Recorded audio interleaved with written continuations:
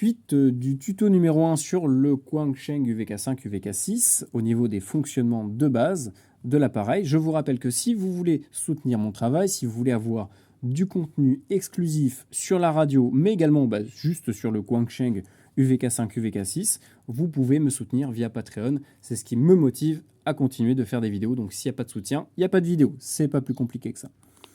On va voir ensemble donc le menu et les différentes fonctionnalités. On va un peu les survoler, ça ne va pas non plus être super long, mais nous allons voir vraiment les fonctions de base et à quoi ça sert.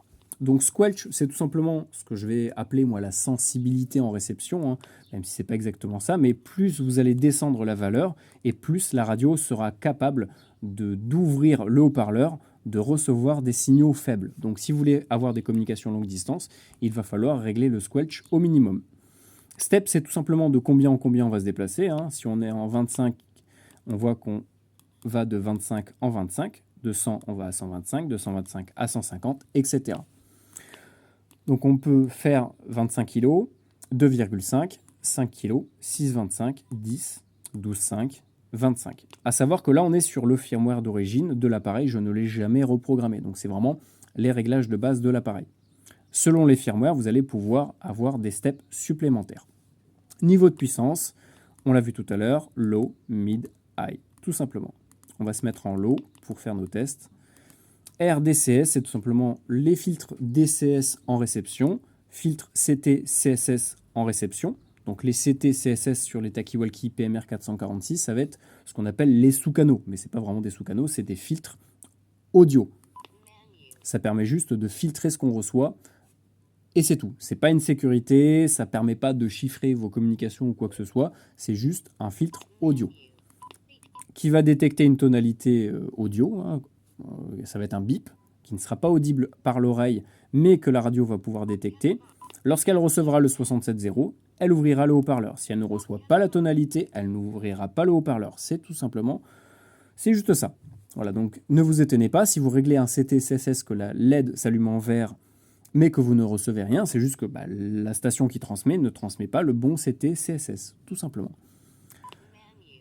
Je dis ça parce que c'est des questions qui reviennent très fréquemment, les gens ne comprennent pas, disent il y a un problème de programmation. Non, si vous réglez un CT CSS, c'est justement pour filtrer et éviter d'entendre toutes les communications sur la même fréquence. Donc si vous voulez tout entendre, il faut désactiver le CT CSS et le DCS en réception. Pareil, DCS transmission, donc là c'est ce qu'on va transmettre.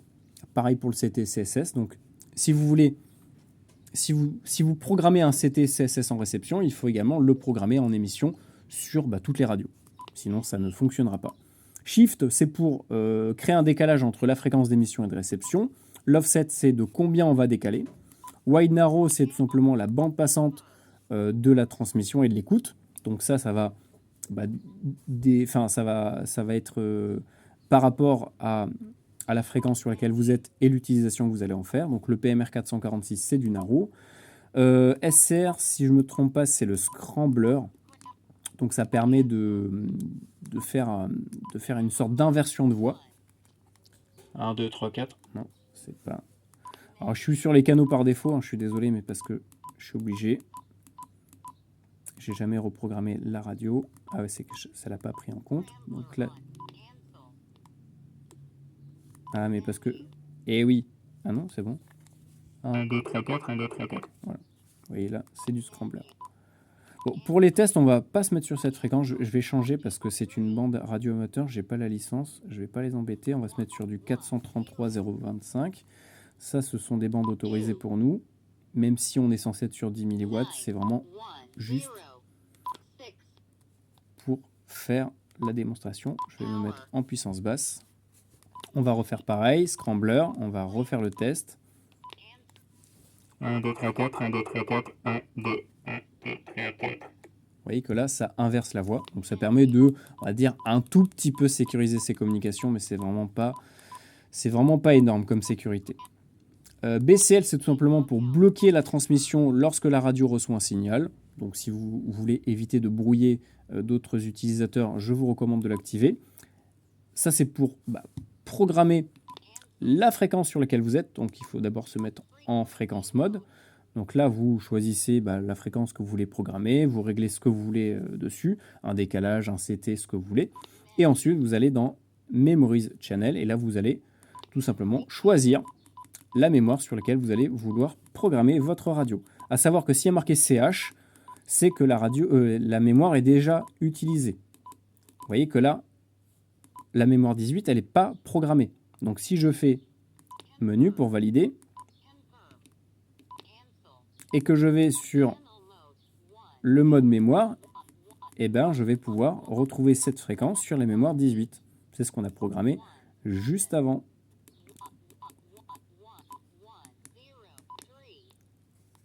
Alors, dès qu'on active la voix, la radio est un petit peu lente. Voilà, donc on va retourner dans le menu. Save, c'est tout simplement pour économiser de la batterie. Ah, on reçoit des avions. Donc save, c'est tout simplement pour économiser de la batterie. Donc vous allez perdre 400 millisecondes en réception, en début en début de réception d'une communication, mais ça va vous permettre d'économiser de la batterie. Vox, c'est la fonction pour déclencher l'émission sans toucher le PTT, donc ça va être la détection de la voix dans l'appareil. ABR, c'est tout simplement le temps du rétroéclairage. Hein. Par défaut, c'est soit 0 jusqu'à 5 secondes. Donc là, on voit que 1, 2, 3, 4, 5, ça se coupe. TDR, c'est tout simplement la double veille. Donc si je désactive TDR, on voit que double veille, dual watch disparaît. Et là, on nous demande channel A ou channel B. Alors ce qu'ils appellent channel, c'est tout simplement VFO du haut A ou VFO du bas B, tout simplement. Donc ça va déterminer sur quelle fréquence vous allez transmettre. Si je règle A et que mon sélecteur est en B, ça transmettra sur le A. Si je règle B et que je suis sur le B, ça transmettra sur B. Si je règle B et que je suis sur A, ça transmettra sur B, tout simplement. C'est pour forcer l'émission sur soit le A, soit le B, tout simplement. Donc il faut en choisir un des deux. C'est à vous de voir. WX, c'est tout simplement pour le mode NOAA, donc à désactiver parce qu'on n'est pas en Amérique. Bip, c'est le bip, c'est celui-là là, qu'on entend. Moi, je vous recommande de le laisser. Par contre, la voix, enlevez-la parce que c'est super chiant. Ça, le bip, pourquoi est-ce qu'il faut le laisser? Ça vous permet de savoir si vous faites une manip, si vous avez la radio à la ceinture et que vous cliquez sans faire exprès sur un bouton. Ça vous permet de l'entendre et de vérifier si peut-être la radio n'a pas fait n'importe quoi. TOT, c'est tout simplement le temps limite de parole, hein, donc 2 minutes, c'est-à-dire que je peux rester 2 minutes non-stop appuyé sur le PTT jusqu'à ce que la radio coupe l'émission. Voice, c'est la voix très désagréable qu'on entend là. Donc on va les activer. Scan reverse, c'est tout simplement le mode de scan. Donc CO, alors il y en a 3. TO, CO, SE. TO, ça va scanner et ça va rester bloqué, je crois, 5 ou 10 secondes sur la fréquence avant de relancer le scan, même s'il y a une communication qui est toujours active. CO, la radio va rester en écoute sur la fréquence sur laquelle elle a reçu une communication jusqu'à ce que la communication cesse et que les secondes que vous avez réglées soient passées. Je crois que c'est 5 secondes par défaut. Donc c'est la meilleure fonction, hein, je trouve. Et SE, le scan s'arrête définitivement lorsqu'il trouve un signal, tout simplement. Donc ça va être à utiliser, bien sûr, avec le bouton scan. Donc SE, ça s'arrête. TO, ça se relance au bout de X secondes. Et CO, ça attend que la communication s'arrête avant de relancer le scan. MDF, c'est tout simplement pour choisir ce que l'on veut afficher en mode fréquence. Donc là, si on rebascule en mode mémoire, Donc en mode mémoire, on voit que par défaut, on a la fréquence d'afficher. Et on voit bien qu'ici, c'est marqué fréquence. Si je règle channel, ça va nous mettre le numéro du canal. On voit que maintenant, ça nous marque mémoire 18, mais ça l'a renommé mémoire 18, enfin channel 18, enfin channel 018. Si on met name, ça mettra le nom qu'on aura reprogrammé par ordinateur. Donc là, si par exemple la mémoire 18, vous voulez l'appeler famille, ça marquera famille, tout simplement. On va remettre fréquence comme par défaut. Autolock, c'est tout simplement pour verrouiller la radio automatiquement. C'est un peu comme sur les vieux téléphones qui se verrouillaient au bout de 30 secondes d'inactivité. Scan add 1 et scan add 2, c'est tout simplement pour... donc vous avez 2 groupes de scans. Donc c'est une sorte de scan list en fait. Hein. C'est un ensemble de mémoires que vous allez scanner qui seront pré-programmées, on va dire. ça permet tout simplement de dire à la radio si vous voulez que cette mémoire-là, la mémoire 18, donc sur laquelle vous avez le sélecteur, soit fasse partie de la liste 1 et de la liste 2. Donc, si vous le mettez sur on et que vous lancez un scan en mode mémoire, ça l'a pas pris. Allez, peut-être qu'il faut faire fonction. Qu'est-ce qu'elle me fait la radio? Fonction scan. Non, ça fait... Ok, bon, c'est bizarre. C'est bizarre. Bon, il y a un bug. Bref, voilà. Normalement, ça permet de tout simplement dire à la radio si vous voulez que cette mémoire-là fasse partie de la liste 1 et de la liste 2. Donc, si vous faites off, ça ne la scannera pas lorsque vous allez rester appuyé sur scan.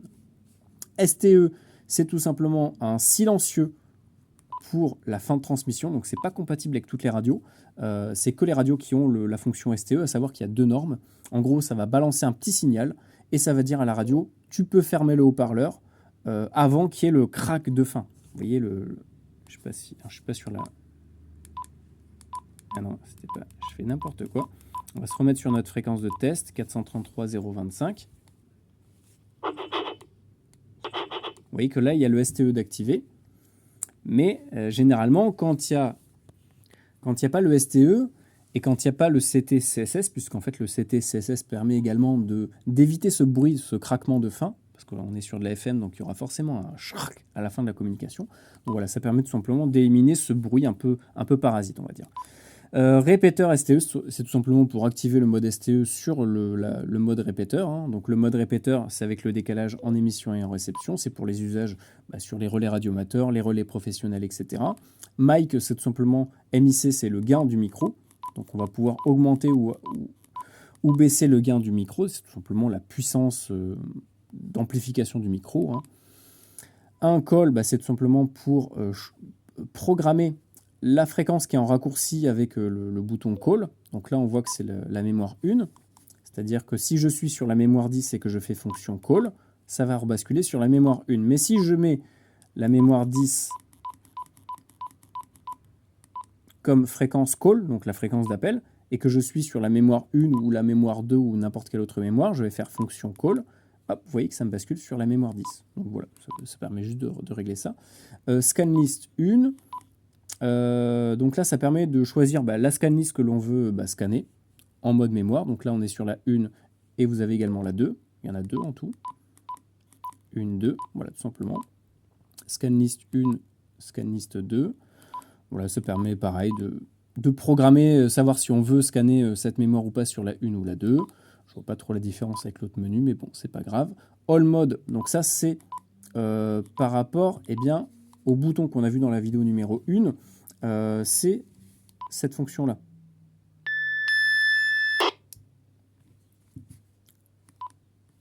Il faut que je retourne sur mon réglage.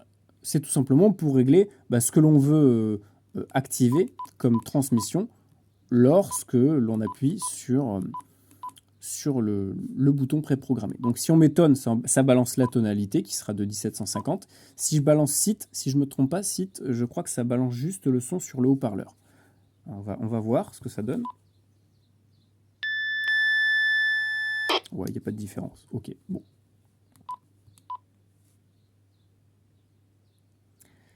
Généralement, ça c'est également un réglage que vous allez retrouver sur le mode alarme ou le mode balise de détresse.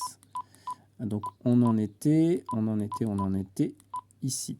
Donc ANI ID, c'est tout simplement avec la fonction DTMF que je vous avais présenté sur le Patreon, sur le standard DTMF, c'est l'identifiant de votre radio. Donc par défaut, la radio s'appelle 102. Upcode, donc c'est tout simplement pour... Alors attendez, c'est upcode, si je ne me trompe pas, c'est lorsque l'on commence à appuyer sur le PTT, c'est quel code on va transmettre. Donc ça va transmettre 1, 2, 3. Bon là il n'est pas activé, le DTMF n'est pas activé, normalement ça va nous balancer 1, 2, 3. Et down code, c'est lorsque l'on va relâcher le PTT, quel code ça va transmettre, donc 4, 5, 6. DST, alors DST c'est tout simplement si on veut écouter ou pas la tonalité qu'on envoie dans le haut-parleur. C'est-à-dire que là, si je transmets 1, 2, on l'entend dans le haut-parleur de ma radio, mais également dans l'autre radio. Si je coupe le son ici, on voit que celle-là reçoit bien 1, 2. Si je désactive DST, que je coupe le son ici, que j'augmente ici, vous voyez qu'on n'a pas de son. Et par contre, dans l'autre radio, bien sûr, on aura toujours le son. Tout simplement, c'est pour être un peu plus discret lors de la transmission d'un code DTMF. DRSP, c'est DTMF Response. C'est en gros, qu'est-ce que la radio va faire lorsqu'elle va décoder un code DTMF qu'on va programmer à l'intérieur. Donc par exemple, son identifiant 102. Donc nul, c'est-à-dire que la radio ne fera rien. Ring, la radio va se mettre à sonner pour nous dire attention, une autre radio a envoyé, a transmis ton identifiant. Il y a un problème, il y a quelque chose, il faut que tu le rappelles par exemple. Repli, c'est tout simplement la radio qui va répondre avec un autre code en disant j'ai bien reçu ton code DTMF. C'est un peu comme du 5 tons en fait. Voilà. Donc pareil, si vous voulez savoir ce que c'est, il y a le Patreon. Donc ring, la radio sonne. Repli, la radio répond à la radio qui lui a transmis un message. BOTH, alors BOTH, normalement, ça transmet à la fois, je pense que ça la fait passer en transmission DTMF en début et en fin de transmission. Donc ce qu'on a vu juste avant, le up-down. Pareil, Patreon si vous voulez en savoir plus. Je parlerai de tout ça si ça vous intéresse. DTMF hold 5 secondes. Alors ça doit être au bout de combien de secondes la radio arrête de se préoccuper de la transmission, de la réception d'un code DTMF. Donc 5 secondes, à vous de le régler, si vous voulez que ça soit au bout de... Alors ça va être quoi le maximum? Au bout d'1 minute. Voilà, donc c'est-à-dire que si vous réglez ring, pendant 1 minute, si la radio reçoit son code, elle va sonner pendant 1 minute. Sinon, par défaut, c'est 5 secondes. DTMF PRE, ça va être la rapidité entre la rapidité des tonalités et l'espacement en millisecondes entre chaque tonalité, tout simplement. PTT-ID, ça va être tout simplement ce qu'on va transmettre. Donc BOT, début de transmission, DTMF en début, DTMF en fin de transmission, DTMF en début et fin de transmission. On va le voir, BOT. Donc là, ça transmet le code up, qu'on a vu tout à l'heure, plus haut.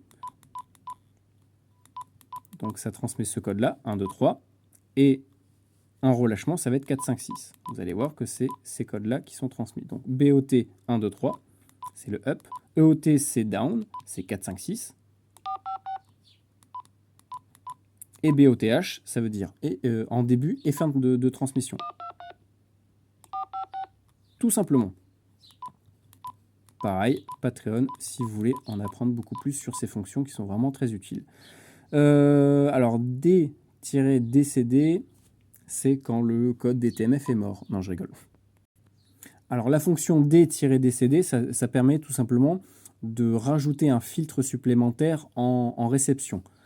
C'est-à-dire que là, pour que cette radio-là reçoive une communication, il faut que la radio qui transmette déjà le bon code CT-CSS, puisqu'on voit que là, en réception, on a le CT d'activer.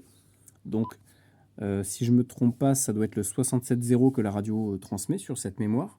Mais en plus de ça, il faut que la radio qui va transmettre et qui va vouloir être entendue par celle-là, transmette le bon code DTMF qui a été programmé à l'intérieur de la radio, tout simplement. Donc ça permet de filtrer, de n'écouter que les radios qui transmettent le bon code, tout simplement.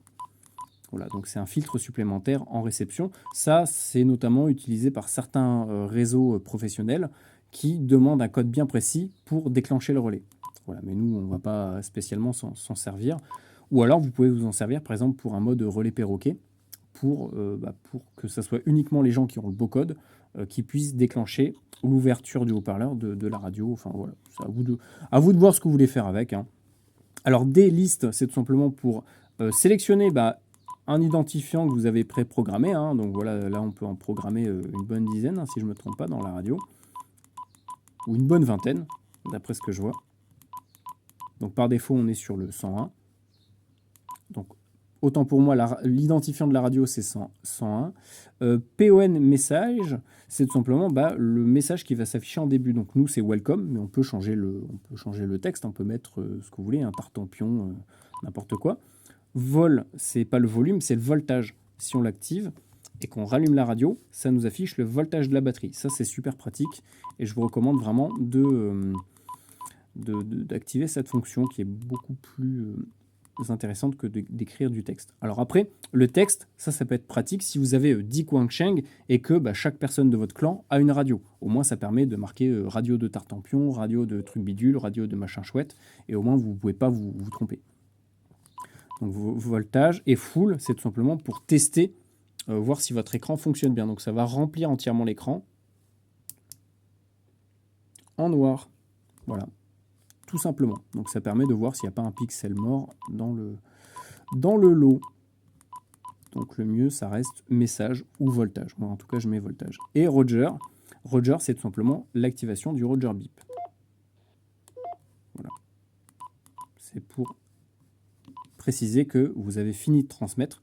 Certains disent que c'est pas bien, les Roger Beep. Moi, je trouve que c'est pratique parce que ça permet justement d'identifier plus facilement une communication à un interlocuteur, mais surtout de savoir lorsqu'il a réellement fini de parler. Parce que des fois, il suffit qu'il y ait un peu de grésillement, qu'il passe dans une zone assez encaissée, vous ne le recevez plus, et vous pensez qu'il a fini. Sauf que lui, en fait, continue de parler. Donc ça permet, dans le bruit ou quoi, de savoir que, voilà, tant que vous n'entendez pas ça, ou enfin voilà, le Roger Beep qu'il a programmé, ça veut dire qu'il n'a pas fini de transmettre.